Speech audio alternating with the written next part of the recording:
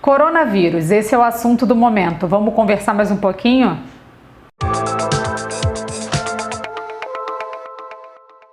Olá, amigos do Clube da Plástica.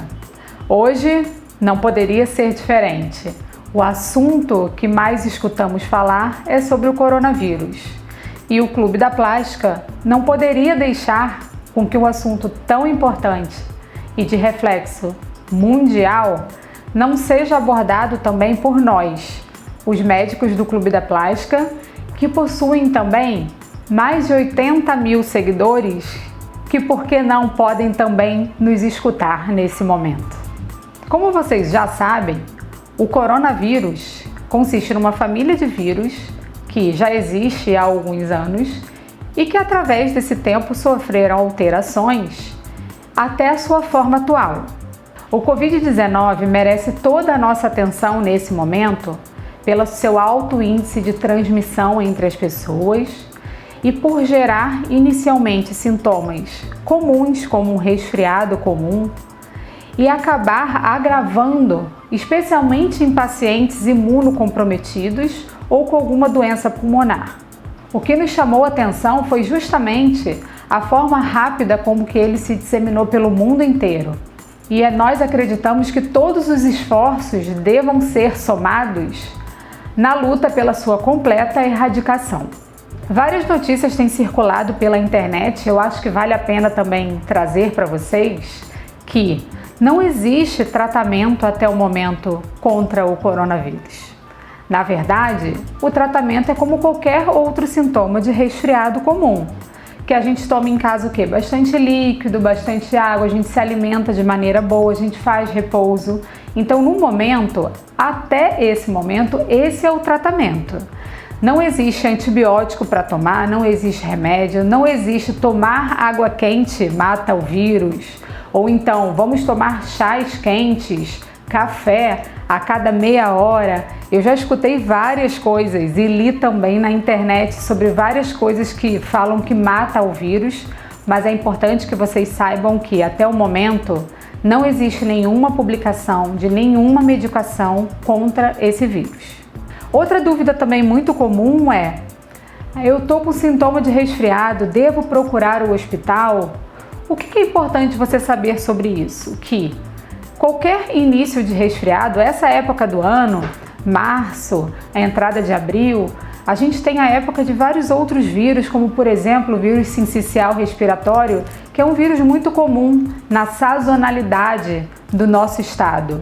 Então já é um vírus que a gente espera nessa mudança de mês que algumas pessoas sejam acometidas por esse vírus. Então você pode estar em casa com sintomas de resfriado e pensar: gente, será que eu estou com coronavírus? Será que é um vírus comum? Será que é uma influenza? Será que é um sincicial respiratório? Ou uma alergia, quem sabe? O que é importante? Que nesses sintomas iniciais, você procure sim fazer um isolamento na sua residência e faça tratamento sintomático. Remédios para febre, hidratação com muita água e se alimentar de forma saudável. Não vai adiantar você pegar e ir para o hospital. Primeiro porque se você estiver contaminado pelo coronavírus, você vai acabar transmitindo isso pelo caminho até o hospital, além de acabar superlotando o hospital, que precisa estar disponível para aqueles casos mais graves. E quem são os pacientes que merecem procurar o hospital? Aqueles pacientes que abrem um quadro de resfriado com febre alta, aqueles pacientes que possuem doenças respiratórias graves e mal controladas, como asma, bronquite, os pacientes fumantes de longa data e os pacientes idosos, acima de 60 anos. Se, por exemplo, durante esses dias eu acabar acordando com uma coriza no nariz, uma febre de 37,8, 38, eu posso sim esperar na minha casa. O que eu vou fazer? Até mesmo porque eu moro com meu marido, eu vou colocar uma máscara, vou tomar muita água, 2, 3 litros por dia, vou procurar me alimentar de forma saudável, comer muitos legumes, muitos vegetais, muita proteína e vou aguardar na minha casa até que os sintomas desapareçam. E é isso também que você deverá fazer na sua residência. Se alguém tiver com algum sintoma desses que eu falei, pode sim aguardar em casa, colocar uma máscara e só procurar o hospital em casos extremos. Casos extremos não significa estar morrendo para ir para o hospital. Não é isso que eu quero dizer. É lógico que você não vai esperar ficar com muita falta de ar para ir para o hospital. Se você perceber alguma alteração na respiração logo no início, você pode e deve sim procurar o hospital. Mas eu falo que isso vai acontecer numa minoria das pessoas. Então vamos priorizar os atendimentos. Que outros cuidados então devemos ter para evitar que nos contaminemos ou que contaminemos outras pessoas caso estejamos infectados? Primeira recomendação é que você evite beijos e abraços. Nesses primeiros momentos, todos vão entender que isso não é falta de carinho. Isso é sim excesso de cuidado, zelo com o próximo.